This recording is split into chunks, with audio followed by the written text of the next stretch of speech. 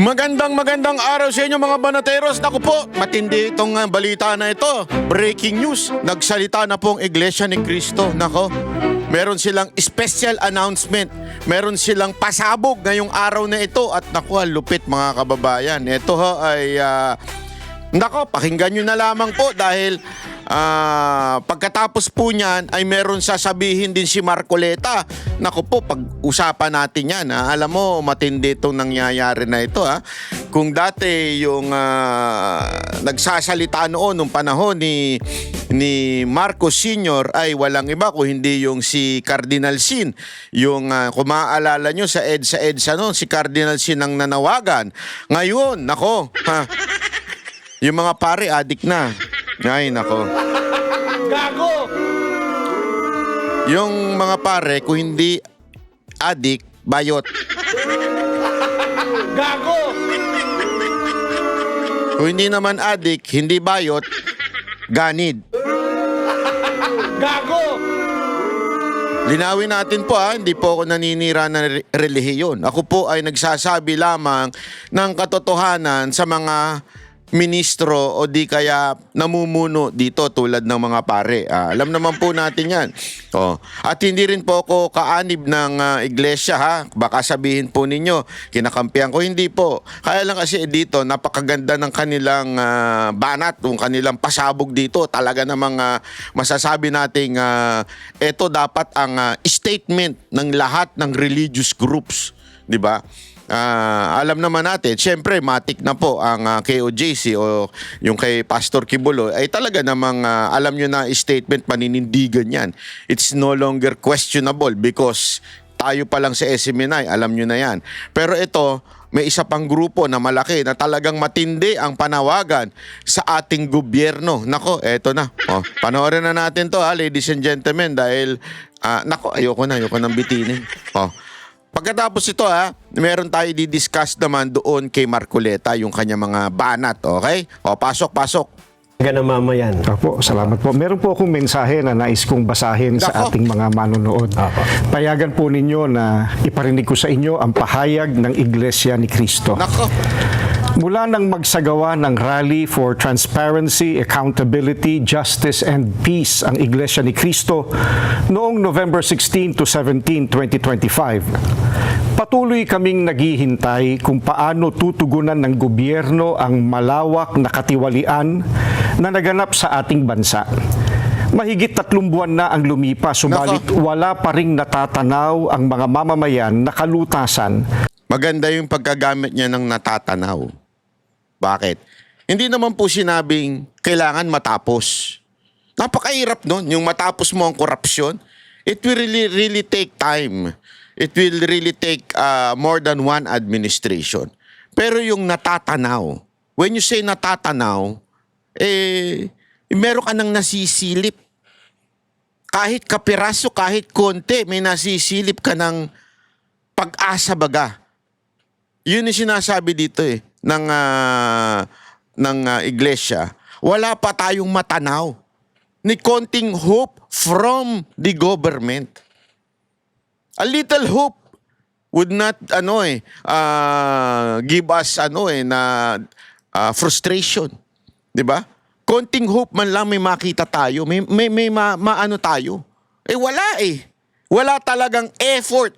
Yung effort ng ICI lalo lang napalala lahat ng kanilang hakbang para di umano sabihin na meron effort, kesa na tumulong para tayo ay maging kampante na may ginagawa ang gobyerno, ay wala.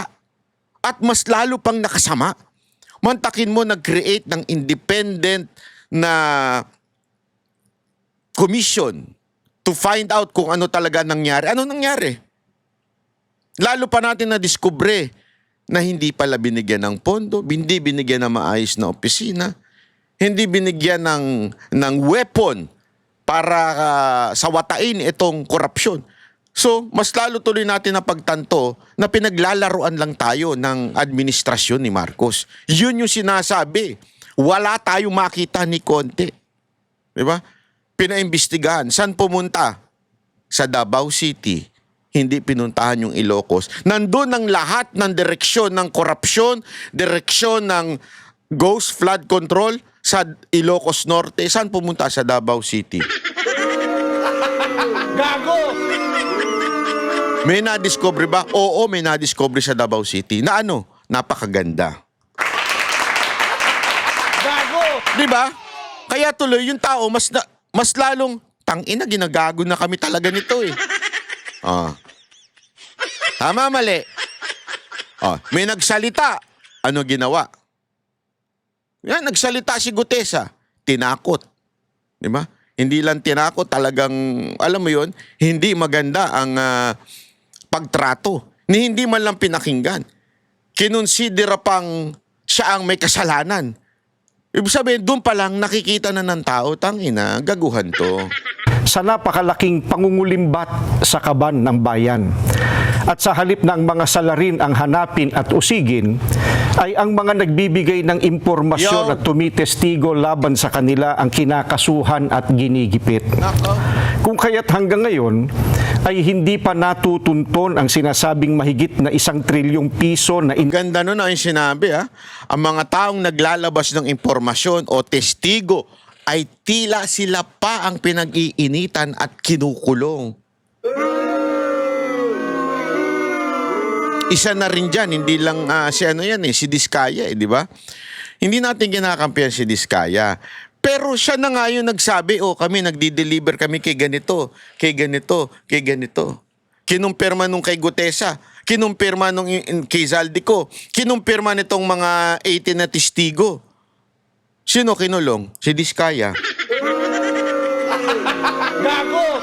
Yung mga kontraktor, asan na? Yung mga congressman na kontraktor, ayun, nagpapakasasa. Gago! Saka nakakita ng ganun. 'Di ba? Kung sino pa yung tinuro talagang may kasalanan, yung nagturo pa ang ikinulong. laan sa mga flood control projects at iba pang pagawaing bayan. 1 trillion na pondo ang kanilang ninakaw. Alam niyo ba kung magkano yung 1 trillion? Ang lupit niyan, mga kababayan. 1 trillion. No wonder, sabi nga 'di ba ni Attorney Bali, nakalimutan, hihirapan ako sa pangalan ni Sir. Ni Attorney, basta ni Attorney Matikas. Si Attorney Matikas, sabi niya, kung dati daw, kasi tinatanong sa kanya, bakit ba ngayon lang nagsalita at bakit hindi pa noon kumalas itong mga security? Una, kasi daw noon, once a month, once every 2 months, ang delivery. Sabihin, madalang, hindi ganon. Kasi hindi naman natin pwedeng sabihin na ngayon lang nagkaroon ng korupsyon. Hindi, matagal na yan. May ganyan. Pero sobrang madalang nung gaganyan.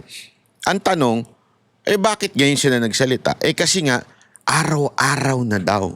Nagdi-deliver ng sobrang dami. Ba'y nakakapagtaka na yun? Di ba? Nakakapagtaka na yun pagka ganun na ang delivery. Sobrang araw-araw na. Mali-maleta ang dinideliver. So, kaya sila nagsalita na ngayon. Tapos nakita pa nila yung kasamahan nila, kinonfirm na yung pera ay galing sa flood control at kung ano-ano pa.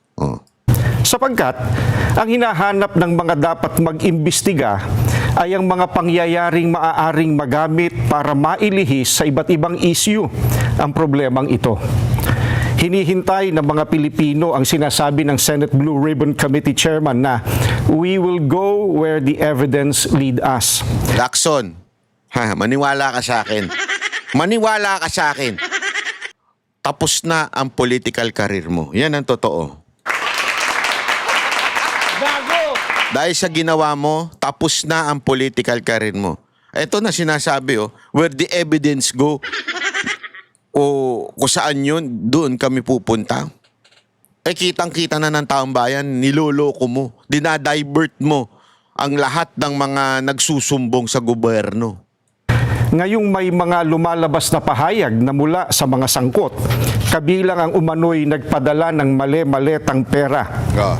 At kamakailan lang ay pinatunayan ng mga dating sundalo na umaming sila ang naghatid ng mga ito. Nako. Bakit tila walang malinaw na hakbang upang palawakin pa at tapusin ang investigasyon? Eto, malinaw to ha. Sinasabi nila, meron sundalo. Una yun si Gutesa. Tapos nadagdagan pa. Etong mga retired, di ba? Sana, ang sinasabi lang dito, huwag niyong isarado. Mag-imbestiga tayo. Kasi nga, ikaw Lacson, dali, pipigilan ko yung magmura. Ikaw Lacson, yung meron dalawang lumapit sa'yo na di umano,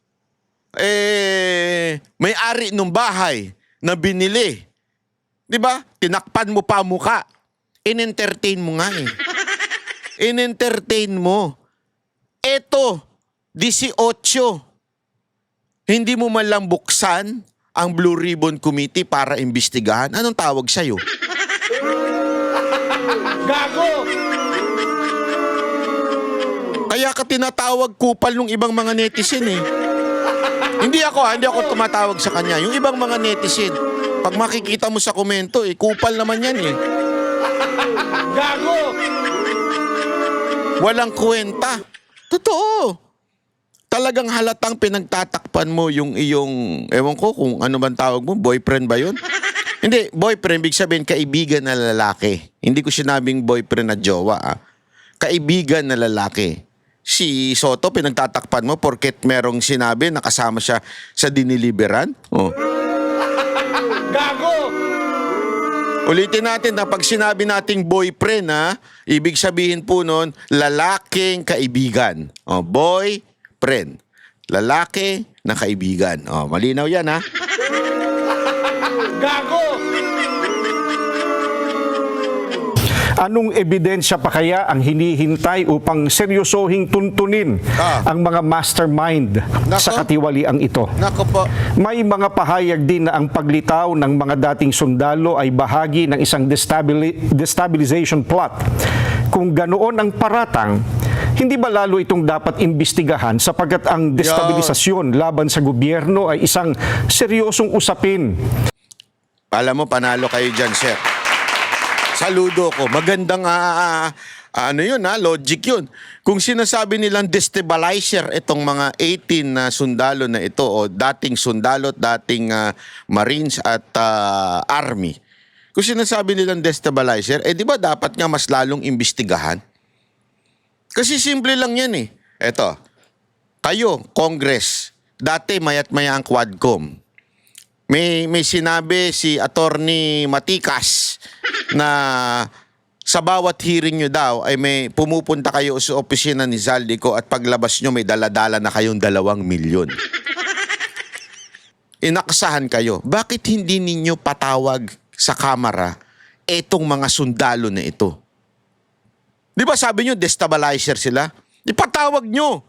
O sige, ano ebidensya mo na kumuha kami ng 2 milyon doon sa opisina ni Zaldico? Di pwede sanang sabihin nila, sir, di ba nagkape pa nga tayo? Nilibre mo pa ako. Hindi, di ba? Bakit di nyo ipatawag? Ikaw, Soto, pinangalanan ka rin, tumanggap ka, di umano, allegedly, ng male-maleta. Bakit di nyo patawag? Para imbestigahan. Bakit tila umiiwas kayo? Tapos ang dahilan nyo, hindi na kailangan ng mga ganitong akusasyon dahil ito ay katawa-tawang akusasyon. Ulul! Gago! Yung mga witness nga ni Ontiveros, ini-entertain nyo eh. Gago! Kahit balu-baluktot ang sinasabi ng witness ni Ontiveros, ini-entertain nyo. May isa pa doon, umamin na sinabi niya, di umano, allegedly, ay siya daw ay binayaran lang ni Ontiveros. Gago! Bakit ayaw niyong ipatawag? Di ba? Dati nag-hearing kayo, tinawag siya nung nag-akusa siya. Ngayon, nung bumaligtad siya at sinabi niyang, hindi totoo yan, pinilit lang ako, binayaran lang ako. Bakit di niyo patawag? Kasi nga, pinoprotektahan ninyo ang inyong mga sarili. Gago! Ikaw, Lacson, nakala ko ba where the evidence leads us? Ang sinasabi mo, here, ito yung ebidensya. Oh. Bakit ayaw mong ipatawag at pinoprotekta mo yung boyfriend mo? Gago! Ulitin natin, pag sinabing boyfriend, kaibigan na lalaki. Malinaw yan, ha? Ukol sa pambansang seguridad. Bukod dito, ang malawakang bahagi ng inihayag ng mga dating sundalo ay tuwiran pa namang may kaugnayan sa naganap na paglimas sa salapi ng bayan. Matamang naghihintay pa rin ang sambayanan kasama ng milyon-milyong Pilipino sa buong mundo at maging ng mga international media at iba pa na nagmamasid, ang mga kaanib sa Iglesia ni Cristo ay patuloy na nakabantay.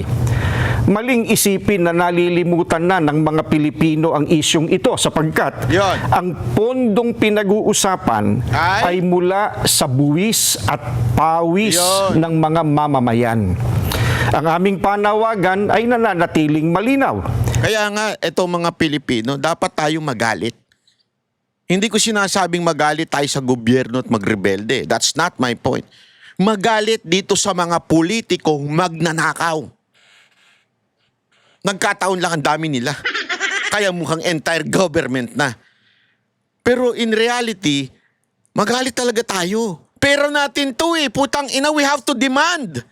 Naghihirap ka dahil sa mga magnanakaw sa gobyerno. Tandaan mo yan. Bawat bili mo, kaya nagmamahal ang bilihin mo dahil sa tax na pinapataw ng gobyerno para may mabulsa itong mga putang inang mga congressman. Tandaan nyo yan. Malinaw na malinaw yan. Tayo ang nahihirapan magbayad ng tax dahil itong mga putang inang mga government official na ito ay binubulsan nila mali-maleta. Tapos hindi tayo magagalit. Okay lang sa atin kahit maghirap tayo basta makadroga tayo. Bakit? Dito sa administrasyon na ito, cool ang magdroga Suportado ka pa. Yun ba ang dahilan? Pero kung naghihirap na kayo, mga kababayan, pare-pareho tayo. Hirap na hirap din. Hindi ako nagbibiro. Baka akala ninyo marami yung talagang asakit sa puso. Ako, nasasaktan ako every time bayaran na ng taxi. Tangina sabi ko, hayop. Okay lang sana kung makita mo sa gobyerno nagagamit yung tax ng tama. Okay lang. Kayo mga taga-Canada, sa Canada, mataas ang tax pero napakaganda ng healthcare system niyo dyan. Sa Europa, ganun din. O sa mga katabi nating bansa, sa Asia, di ba? Marami tayong mga katabing bansa na ang gaganda ng healthcare system. Kung magpataw man ng tax, okay lang. Walang problema. Cool. Go. Di ba? Mahirap man, mamalaki man, masakit man, pero at least nakikita mo na gumagana. Sa atin, wala. Tapos tatahi-tahimik tayo.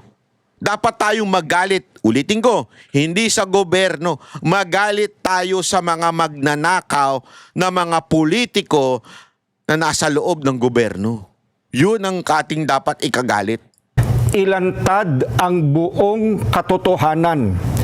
Papanagutin ang dapat managot at pairalin ang katarungan upang maibalik ang tiwala ng bayan at maitaguyod ang tunay at pangmatagalang kapayapaan at pagsulong ng Pilipinas. Maraming salamat po, kapatid Nelson. Alam mo, ito palakpakan natin. Maraming salamat po sa mga kababayan natin na Iglesia ni Cristo. Alam mo, ito, sadya ito. Sadya ito. Ito may baka sabihin ng iba dyan ito ay wala lang. Naku, intentional to. This is an intentional statement coming from the INC. Especially now that yung mga media ay sangkot sa mali-maleta na korupsyon. Ganyan ka Kaya ito mga media, lalo na dyan sa malapit dyan sa may, hindi ko na lang sasabihin, malapit sa BGC. Yung isang tawid mo lang ng bridge, nandun ka na sa nila, istasyon nila. Yan halatang halata eh. Halatang halata. Hindi na, ito again hindi ko sinasabi the entire company is corrupt. Hindi. Alam mo, yung mga reporter, yan yung mga binibigyan yung mga host na mga PR guys. O ito, pitikin mo. Kaya kita mo, nung lumabas si attorney, di ba? Anong nangyari? Kesa na ini-interview siya, hindi, ini-interrogate siya ng media. Ganon kawalang niya ang media. Bakit? Ang laki kasi ng perang ibinigay sa kanila. Maaari na silang mag-retire doon sa kanilang trabaho dahil sa pera. Imagine ninyo, di ba meron sa akin, naalala nyo, doon sa Quadcom may 2 million bawat congressman.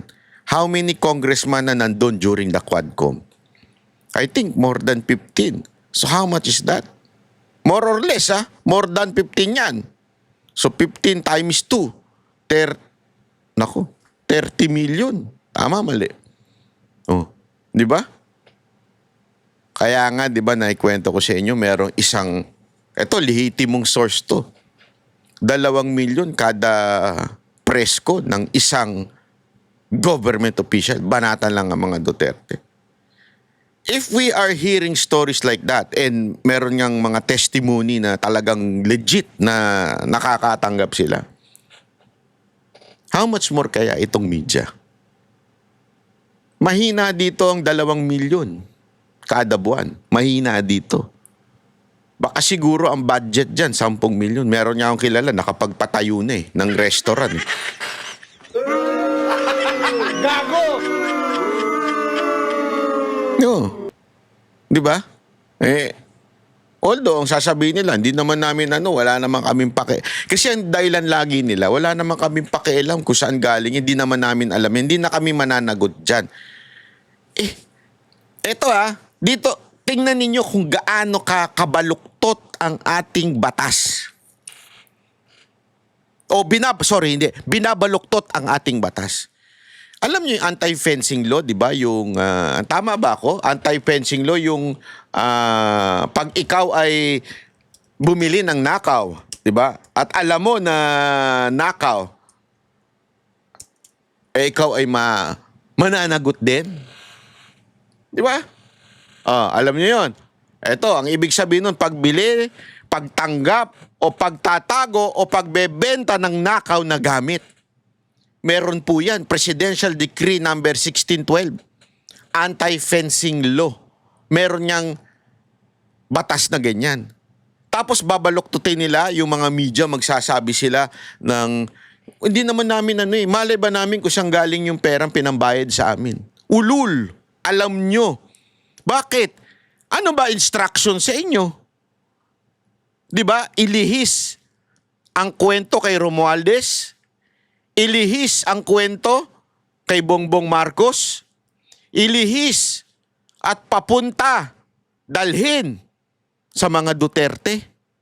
At kung sino man ang lumabas, batikusin nyo, kaya nga si Atty. Baligod, ini-interrogate nyo pag ini-interview nyo. Hindi interview ang tawag siyan interrogation. Pero pagka kakampi ninyo, pumapasok sa kwento ninyo, hindi kayo ganyan mag-interview. Pinagtatawanan pa nung isang, hindi ko na lang sasabihin, yung manyakol na host, dyan malapit sa BGC, pinagtatawanan niya pa. Alam niyo kung bakit? Mahina, 2 milyon dyan kada buwan. Siguro mga 5 to 10 million yan. Again, hindi po ako nagsabi nito Ito po ay part ng ebidensya na ipipresenta ng nila Atty. Baligod na may mga PR guys na binabayaran ng malupit. At meron silang, sinabi nga niya sa amin kung sino-sino yung, maingat si attorney. Meron isang, binanggit niya sa amin yung kondo, pero nakalimutan ko lang, dala ng katandaan. 3 o 4 na palapag na punong-puno ng troll. Ibig sabihin, troll farm. Ibig sabihin, mga tao na nag-aabang lang sa mga post ng Banateros, ganun. At saka ng mga pabanat kay Marcoleta, babanat sa mga anyone na lalabas. At yun ay dating di umano daw ay funded by the Congress. Sa matter of fact, sabi niya, di lang niya binanggit yung pinaka matataas at makapangyarihang opisyal ng gobyerno ay nagiinuman sa rooftop. Ganun daw. O ito, pag-usapan natin itong ni Marcoleta, itong kanyang statement. Ito kanyang patungkol ho dito sa announcement. Kababayan, pasensya na po kayo at ako po ay medyo na-late kasi yung mga kausap ko po kanina ay kailangan naman maiayos muna yung kanila. Sabi ko, at kanina naman tumawag ako sa iyo bago naman pumunta rito na malilate ako talaga. Mabuti na lang at dumating po ang ka-Edwil. May statement pong binasa kanina, Sen. At ito'y patungkol dun sa matagal na rin panawagan tungkol sa accountability, transparency, kaugnay ng mga anomalya sa pondo ng pamahalaan, Sen. Kayo po ba, ano ba ang pinatutunguhan ng mga investigasyong ito? Dahil yun nga rin po ang napapansin ng marami. Parang sa tinagal-tagal ng investigasyon, parang wala namang nakitang talagang dulo, Sen. Tinatanong mo ako saan patungo. Opo. Dapat sana yung chairman ng Blue Ribbon Committee ang inimbita mo rito. Tsak na tsak. Siguro siya nakakalam kung saan niya gustong ibaling itong napakalaking problema na kinaharap nga ng ating bansa. At talagang naghahanap talaga ng kasagutan ng mga mamamayan. Matagal ng panahon ito eh. Kaya na binanggit mo, halos 3 buwan na yata ang nakararaan. Simula nung ang mga kababayan natin ay nagpahayag nga ng pagkaunsyami dahil bakit ganito ang nangyari? Naghanap tayo at nagtanong ng transparency, accountability, dahil talagang kinakailangang panagutin. Hindi basta-basta pagnanakaw ito eh. Pangkaraniwan, Nelson, ang magnanakaw, hindi naman niya nasisimot lahat eh. Mabilisan na tumira yun eh. Mangilan-ngilan lang. Ito, ang bumanat dito, parang, halimbawa, pinasok niya yung bahay. Pati bahay yata tinangay. Hindi, iniwan naman niya yung bahay. Pero para isalarawan mo lang kung gaano katalamak, kung gaano ang paraan ng kanilang pagnanakaw. Pagpasok ng magnanakaw sa bahay, nakalayo pati butiki at saka ipis kinuha. Dinala. Hindi makailangan nakawin yun eh, di ba? Di ba sabihin, walang itinira eh para sa mamamayan eh. At masakit pera nila yun eh. Ito pong latest ay yun nga, lumitaw at humarap sa publiko itong 18 mga dating sundalo na ang kanilang pakilala, kasamahan nila si Master Sergeant Orly Gutesa, mga tauhan sila ni dating Congressman Saldico, na sila ang nagdi-deliver ng mali-malitang pera. Na yun din naman nasabi ni Gutesa noon nang humarap sa Senado, pero this time marami sila, may mga dala silang mga larawan at detalyado, mas matindi yung kanilang testimonya, Sen. Hindi, nagtutugma nga nung si Gutesa ay umarap sa akin. Opo. Sabi ko nga sa inyo, hindi ko naman siya kilala. At saka yung pagtatagpo namin, halos wala pang siguro 15 minuto lang eh. Binasa ko lang yung kanyang salaysay. Napansin ko nga na sabi ko, parang mabigat itong salaysay mo ah. Kaya mo bang panagutan ito? Opo, sabi niya. Katunayan nga po kanya, marami po kami magkakasama. Ba't ka kung ikaw lang ang dumating dito? Kasi po parang may mauna pong magpahayag na talagang kami po ay nababagabag na rin. Ito palang mga mali-mali ang binubuhat namin. Ito pala yung pinag-uusapan ninyo rito sa Blue Ribbon Committee. Ngayon lang po namin napagtugma-tugma ang mga pangyayari. Opo. Mga ilan ba kayo? Di po kami kukulangin sa 30 eh, sabi niya. Naglilingkod kaming lahat kay Congressman Saldico. Yun ang una niyang sinabi sa akin. So dahil nagmamadali naman ako, dahil kinabukasan ay magkakaroon nga ng pagdinig. O sige ka, kung preparado ka, edi pumunta ka sa akin. Opo. At i-introduce kita bilang isa sa mga testigo. Makakapagpatunay ka ng mga bagay-bagay na hinahangad naming maunawaan. Yun nga nangyari. Ngayon, tumutugma lahat. Itong ginawa ng 18 ito, pinatutunayan lahat ang mga pinagsasabi ni Gutesa. Si Saldico naman, na kanilang pinaglingkuran, pinatunayan din ang katwiran at katotohanan ng sinasabi ni Gutesa. Eh kung ikaw ang nakarinig nun, ano ba bang hinihintay mo? Nagkatugma-tugma na eh.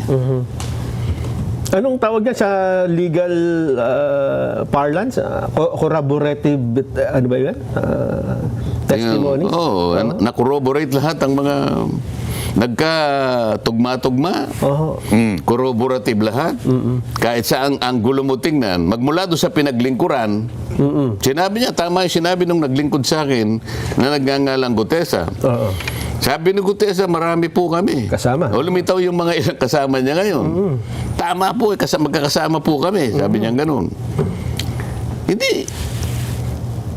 Hindi pa ba sa'yo sapat ito? Mali-maleta. Iba-ibang kulay pa ng maleta eh.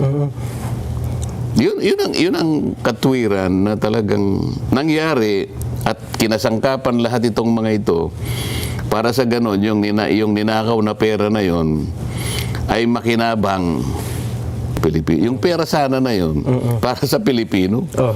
Pera nila yun eh.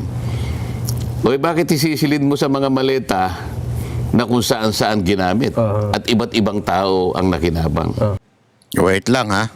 Nagulo yung aking video nung nangyari doon. Wait lang, Chotomate. Alam mo, ganda na sana nito eh. Itong video ko eh. Talaga namang naglolo ko. Oh. Ay, nako.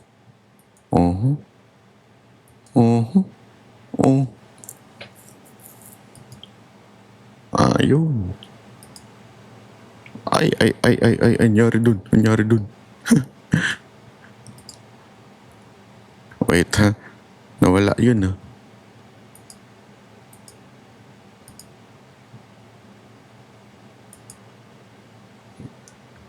Ayun.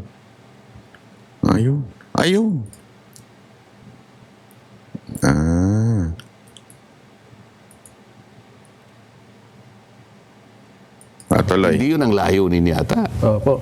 At patatandaan nyo, Sen, bago pa lumabas si Gutesa, sinabi na rin ni Henry Alcantara na nagdi-deliver sila kay Saldico. Hindi pa ba ng mga maleta din? Meron silang unang ganung usapan eh. At bago lumitaw si Gutesa, and then ito nga parang tugma-tugma ang kanilang salaysay. Kaya lang ang problema, para po sa mga, sabihin na natin, sa mismong chairman ng Senate Blue Ribbon Committee, ang kanyang initial reaction kaagad ay paiwas eh. Ang sabi niya parang, ano ba tatawag niya, parang mga disgruntled, yung mga soldiers ito, at kung ano-ano. Hindi yung tinignan niya yung kung ano sinasabi, kundi kung sino ang mga ito, Sen. O kung ikaw lang, nahalata mo na eh. Kasi kung bilang isang chairman ng Blue Ribbon, alam naman niya yung katungkulan, alam niya yung pinaka-function ng Blue Ribbon. Ito ay talagang umuusig sa mga katiwalian eh. Opo. Yung unang bahagi ng tuntunin ng Blue Ribbon Committee ay tinatawag yung ini-indicate yung malfeasance, nonfeasance, misfeasance. So lahat ng bahagi ng panunungkulan nakipinalooban ng lahat ng pagkakamali. Kaya nakalimutan mo, kaya sinadya mo, kaya hindi mo sinadya, pero ang epekto, nagkamali, nagkaroon ng aggrieved party. Sakop mo lahat yun eh. Opo. kailangan mong tuntunin, kinakailangan mong siyasatin, kinakailangan mong imbestigahan.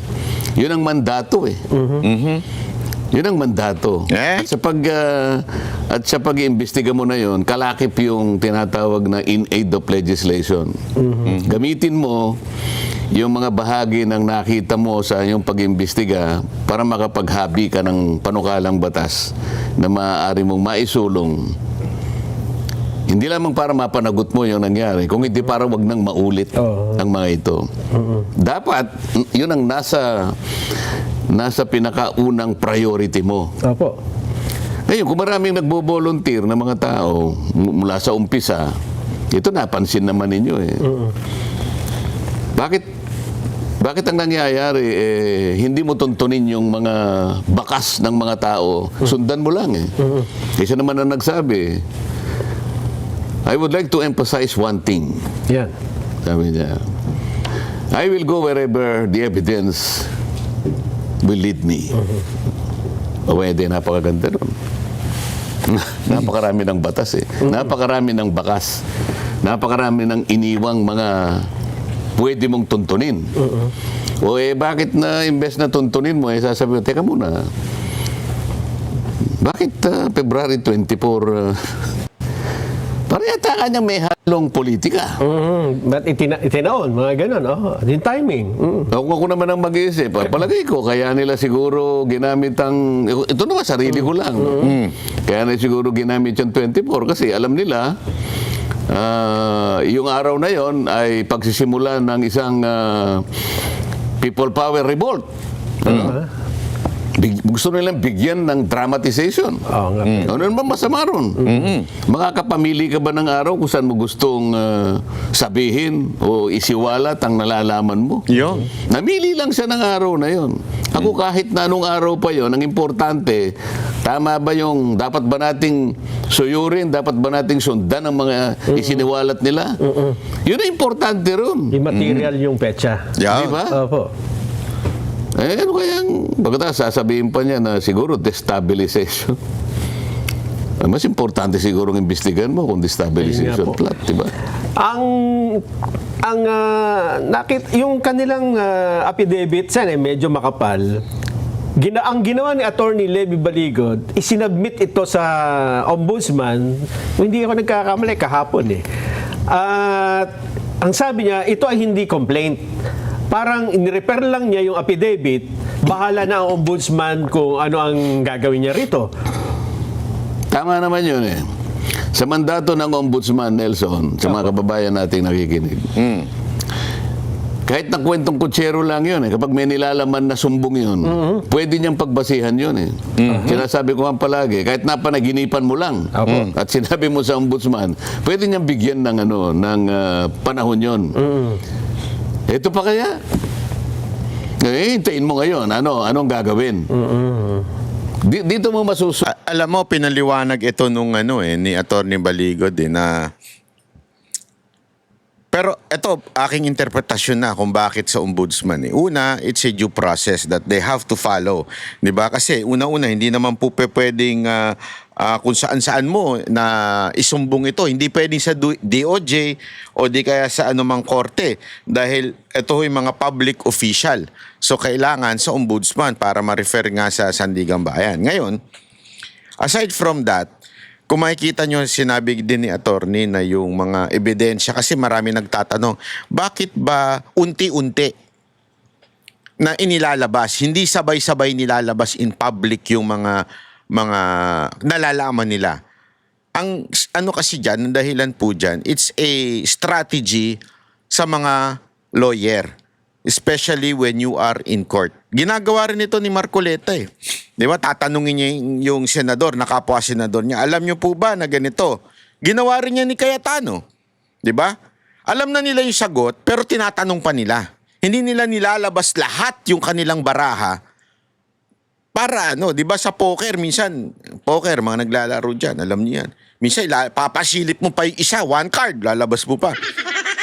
O para, yun eh, para yung hakbang ng kalaban mo, magdidepende dun sa una mong nilabas. Ngayon, kung nagsisinungaling siya, trap siya.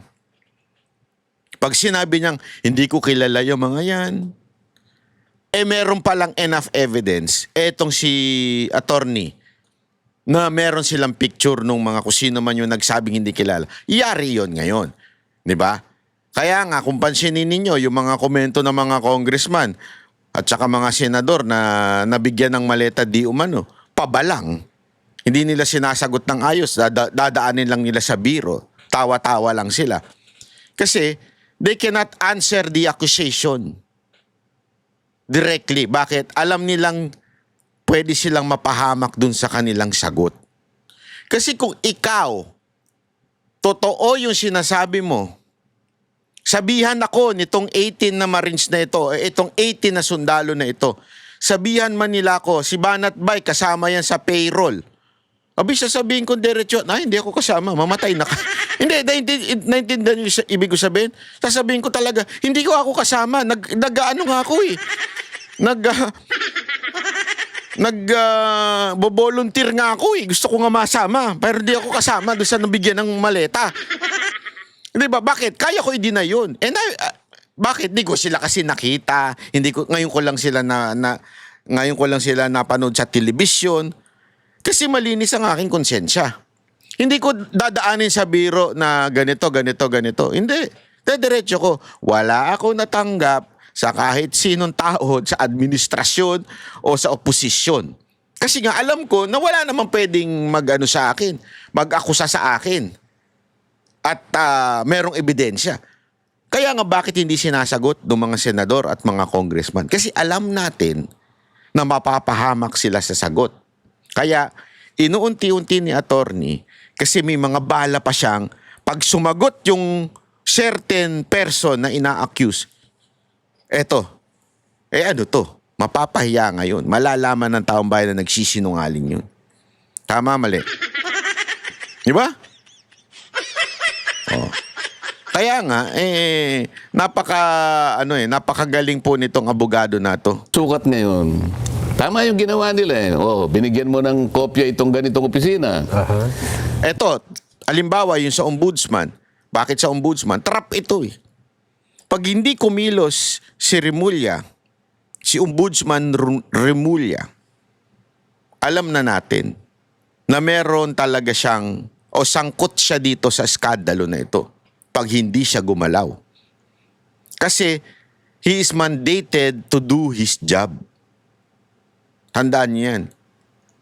Ayan, maaari siyang kasuhan pag hindi niya ginawa yung kanyang trabaho. Maaari siyang ipa-impeach. Alam ko impeachable ang ombudsman eh. Kasi hindi niya inaksyonan. He has to do something about this. Napakagaling ng galaw nitong abogado nito. Kalkulado niya yung kanyang galaw. Binigyan ba niya yung NBI? Hindi po. Halimbawa, binigyan niya yung NBI. Ito kasing dalawang DOJ sa ilalim ng NBI. Ang NBI nasa ilalim ng DOJ. pamamahala ng DOJ. Opo. Itong dalawang ito ay parte ng prosecutorial arm ng ating bansa.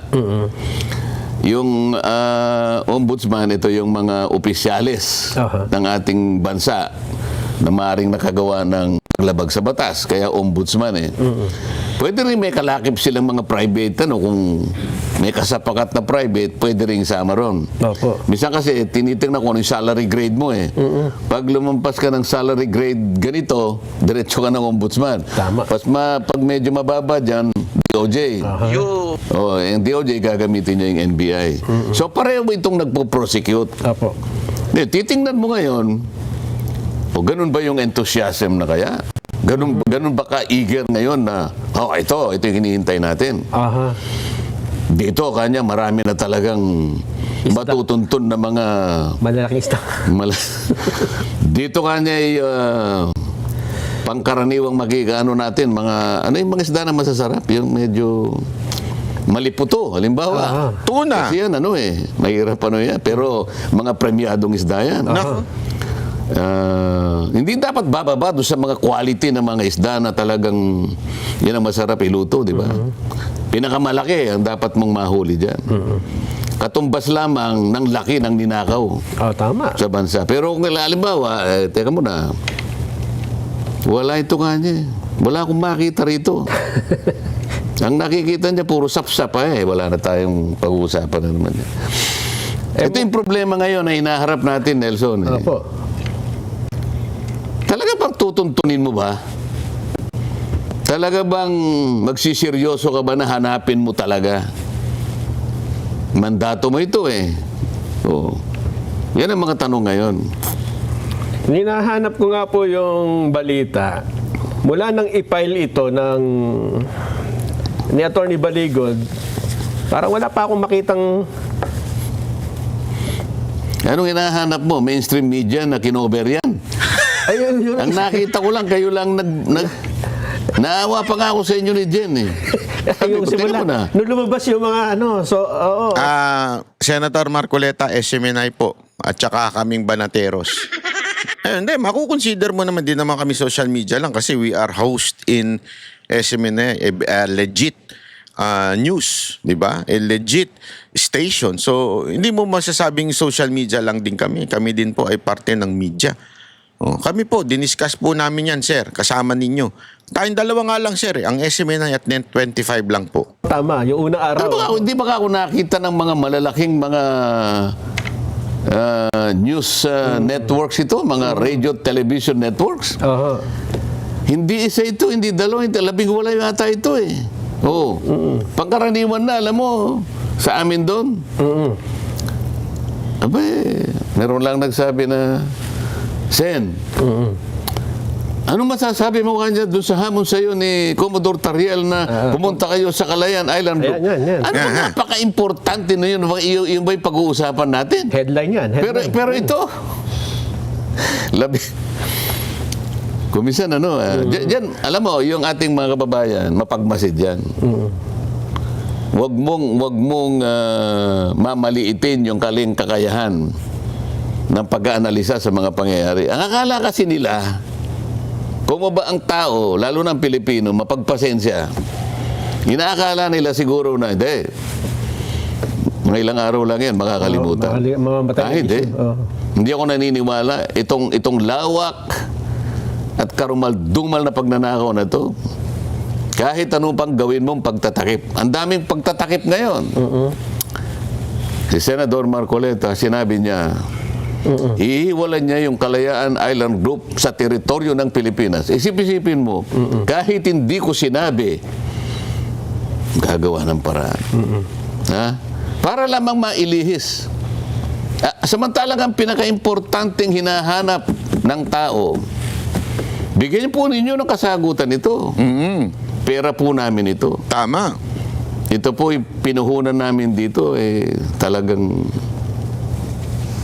pawis at dugo. Huwag po ninyo kaming bibiguin dito. Yun ang hinahanap ng tao.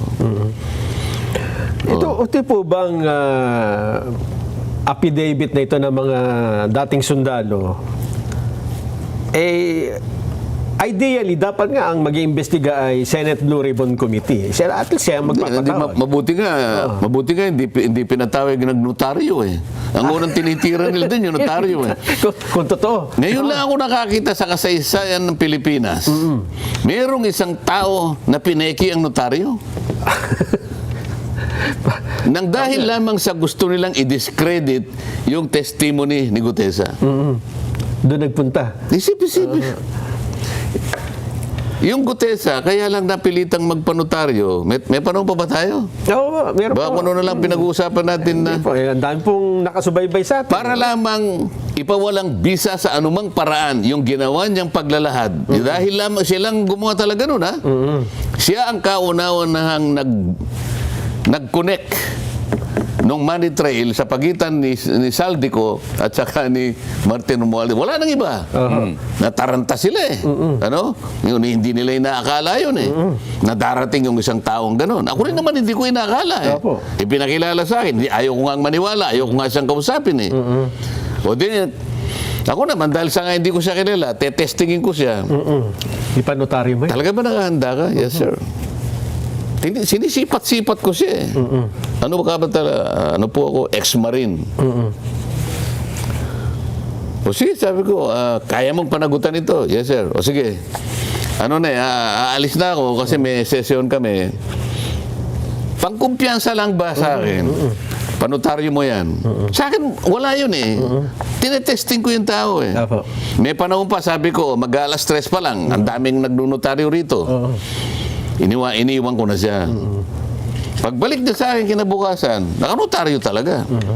Yung bang taong yun, meron pa ba siyang panahon Para ipek. para mag-imbento ng yung seal na ganon? Yung lamang stampad na, di ba, may stampad, pag ginanon mo doon sa, nandun yung notarial details nung Opo. Tapos iimbentuhin pa niya yung number ng page number, doc number, series of 2020. At saka ano ang mapapala niya kung... Anong mapapala mo pa ikaw? Samantalang mura ang na naman dami, ang daming nagnonotaryo. ang daming nagnonotaryo. Hindi ba naiisip ng mga tao? Common sense. Pagkatapos kumasangkapan sila, kung mo pangkaraniwa, hindi ko po nilalahat sa mga nagnunotaryo, mga abogadong nakikinig ngayon.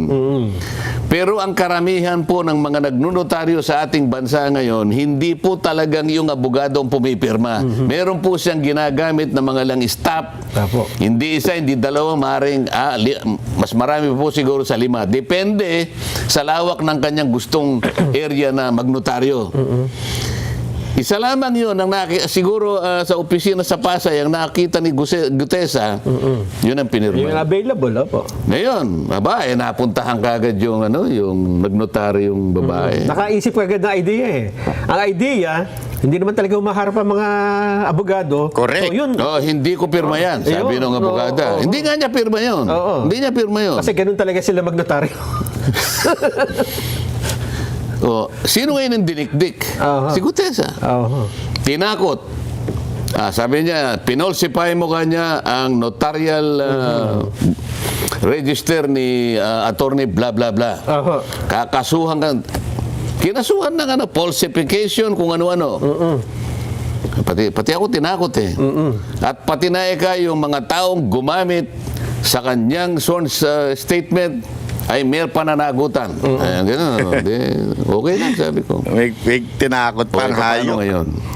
Nakakita, sa unang investigasyon ko pa lamang doon sa notarial documentation, register nung abogada, nakakuha na kami ng 44 pieces of notarized documents na sinabmit niya sa opisina ng Clerk of Court ng Maynila, na kung saan sinasubmit ang mga notaryo. Meski pa paano mo titingnan, malayo-malayo doon sa pirma niya. Iba-iba. At hindi lang isa, iba-iba. 44 kagad na ako. Hindi pa kami tapos sa paano niya sasabihin ngayon? O ibig mo sabihin itong 44 na ito, peki lahat ito? Sinabmit mo sa opisina ng Clerk of Court ng Maynila. Sa ilalim ng pamamahala ng executive judge na kinasangkapan din nila para gumawa ng order na may pagkukulang nga si Gutesa at kung sino man ang gumamit nito ay may pagkakala rin. So ang ginawa ko, dinimanda ko silang pareho. Yun! Magkaalaman na tayo.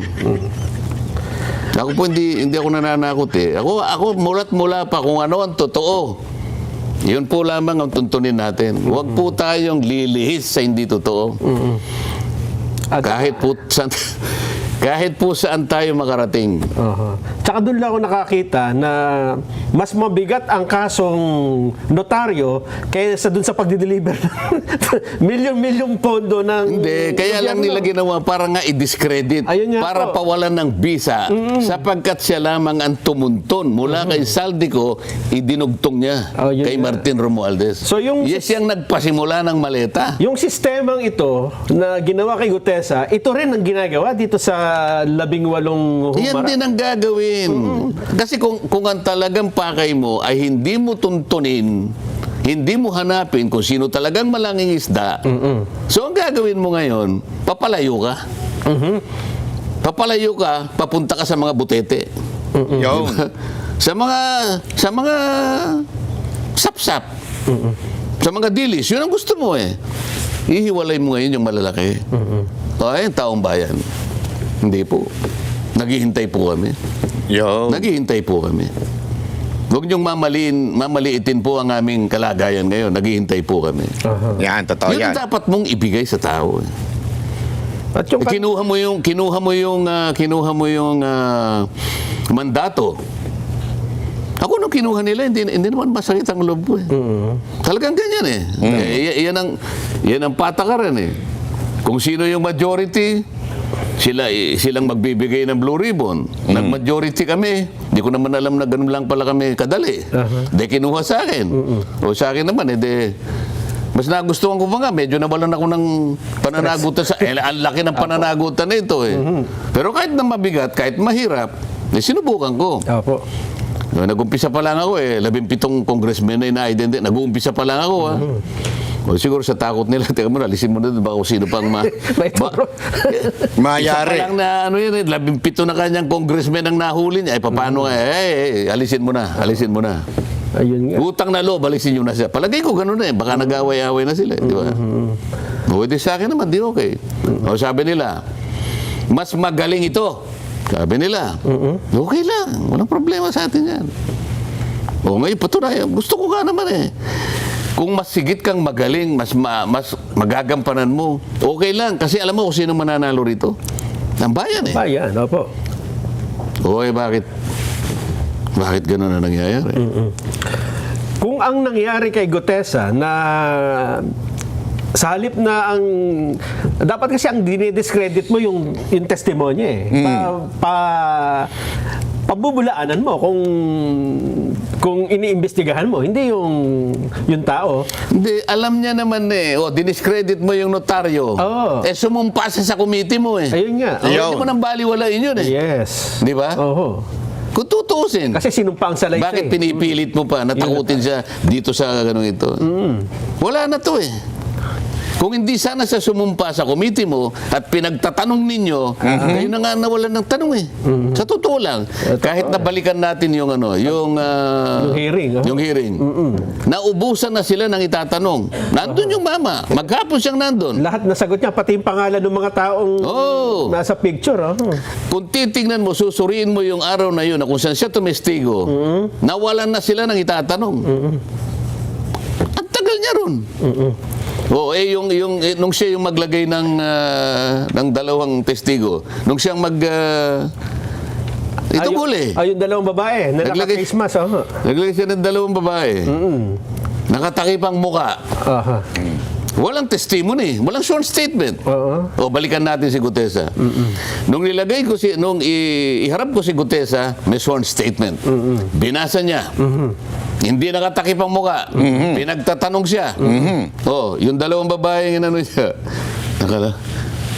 Nung tanungin nyo, yung dalawang babae, sino sumagot? Wala mo naman kung sino sumasagot, tatanungin mo pa. Yun ang pagkakaiba Okay? Ano ba dahilan ba't nilagay mo dyan Kapag tinatanong, ikaw pa rin na sumasagot. Ba't mo pa nilagay dyan? Di ba? Napansin ninyo. Opo. Yung mga lumantad na dating sundalo, halimbawa nga, hindi ito pansinin ng Senate Blue Ribbon Committee. Pwede ba? Yan. Pwede. Ethical ba na? Hindi, huwag mong ipaghalimbawa na hindi papansinin ito. Bakit? Itong 18 ito, hindi mo papansinin. Halimbawa lang. Hindi, ayoko nga ipaghalimbawa. Parang ayaw yata kasi iba yung di kapag sinabi mo nila, gagawa ng napakaraming excuses, ng napakaraming kadahilanan, ayaw nila talagang tukuyin kung sino ang may kasalanan. Sabagay.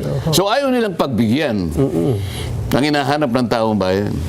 Ayaw nilang bigyan ng sagot talaga hinahanap ng taong. Kanino ka ba nagsisilbi? Yan. Sa taong bayan? O yung pinipilit mong pagtakpan? Itong problema ngayon. Alin ang pipiliin mo? Yung taong bayan na nagluklok sa'yo para gampanan mo yung katungkulan mo. Proteksyonan mo, pahalagahan mo ang kanilang interes. Ito ang sinumpaan mo bago mo kunin ang tungkulin na yan. Sino ngayon ang pipiliin mo? Di ba taong bayan? O sasabihin mo ngayon na, hindi, teka, may kulay yan Baka lang yan Kahit anong kulay pa yan, nakaharap ka. Obligasyon mo yan. Correct. Pero pwede bang ang ibang komite ang mag-hearing dito o magpatawag? Ikaw nga. Blue ribbon ka nga Kung hindi yung Blue Ribbon. Blue ribbon nga sa kasaysayan ng Senado ng Republika ng Pilipinas. Blue ribbon yan. Kinuha mo sa akin Mas magaling ka, di ba? Yan. Ngayon, saan? Asan? Yan ang tinatanong mo, taong bayan. Yari ka ngayon. Nag-prepare na siya ng ano eh. Meron nang ginawang report eh. Pero ngayon, walang gustong pumirma yata. Bakit walang gustong pumirma? Walang kwenta. Pag ganun eh. Nung primero, dito niya ginano. Teka muna nga dyan, dito. Paano ngayon? Hindi ganun eh. Tuntunin mo, gawin mo sang-ayon doon sa nakikita mong ebidensya. Hindi mo tatakpan ng ebidensya para ipaling mo dito. Hindi yan ang inihanap ng tao. Nandiyan ang dilema niya ngayon. Paano nga yun, Sen? Nakagawa na siya ng report, tapos may bagong... Teka muna, ang proseso namin dyan, ang mekanismo dyan, pipirma dyan at least 11 para magkaroon ng majority report. Walang pumipirma. So baka ang gusto nila, wala nang pumirma. Kasi pag wala nang pumirma, wala nang ipipresent. Wala nang official na report na ipipresent. So ganun, papatayin na lang natin. Nako po, patay tayo. Hindi nga papayag ang mga Kasi baka hindi niya na alam kung saan niya ikukurba eh. Nagtagal. Hanggang sa dumating itong batch na ito. So anong gagawin mo? So ang dapat na talagang susunod dito, Grabe, no? itutuloy ang investigasyon kasi may bagong anggulo eh. Ganun po ba, Sen? Tanong mo sa kanya. Sa bagay, hindi nga pala kayo ang chairman. Ako pala tinatanong mo, dapat ba't ba hindi mo inimbita rito? Sa susunod na linggo, baka... Di ba? Opo. So, dapat pala ganun. Kasi ang alam ko, parang, yung bang resolusyon na Senador Amy... Kahit hindi natin pag-usapan dito kung ano yung dapat gawin eh. Sinabi ko na sa iyo kanina, ang taong bayan naghihintay. Yun. Pera nila ito eh. Tama. Buwis nila ito eh. Tama. Pinaghirapan ito, pinagbuwisan ng napakaraming sakripisyo sa kanilang buhay. Nung ang chairman nag-text nga sa akin ng napakarami. Sen Dante, sabi niya, pwede kaming makiusap sa iyo. Sa nakikita naming nangyari sa kinahinatnan ng aming pinagsama-samang buwis at pagsisikap sa ilalim ng kahirapan namin. Ganyan lang pala ang nangyari. Pwede bang ipakiusap mo rin na huwag muna kaming magbayad ng buwis sa 2026? Sabi nila September ito eh. September to October 2025, yun ang pakiusap nila sa akin. Tinanong ko nga yung BIR na nandyan eh. Nandyan yung Lumabig. Lumabig ba yun? Lumagi. Commissioner Lumagi. Yung nauna po yan. Sabi ko, Secretary Bunoan. Secretary Pangandaman. Bigyan niyo ako ng sagot dito. Anong isasagot ko sa mga tawag ito? Walang nakasagot kahit isa. Sabi nung Yusek Cabral, buhay pa. Yusek Cabral, Your Honor, tama po yung kanilang tinetext sa inyo. Hindi naman kita hinihingan ng opinion kung tama sila o hindi. Sabi ko siya, tulungan nyo kung ano yung sasagot ko sa kanila. Wala. Yaris. Pero ako nang gumawa ng sagot. Sabi ko, ako po ay makikiusap sa inyo. Alam ko po ang damdamin ninyo. Pero kung hindi po kayo magbabayad ng buwis dahil nga po sa nangyari sa... Eto na, hanggang dito na lang po muna tayo. Tutuloy natin yan bukas ng umaga. Kaya mga kababayan, marami pa pong revelasyon. Dito si Senator Marcoleta. May mga pasabog siya. Basta importante ngayon, mga kababayan, bantayan natin. Tulad na sinabi ng INC, huwag nating kalimutan. Dapat, akala siguro, INC, tama, sinabi rin ni Marcoleta, na huwag nating kalimutan, huwag nating bitawan tong issue na to. Napakaraming diversion silang ibibigay at sasabihin at gagawin.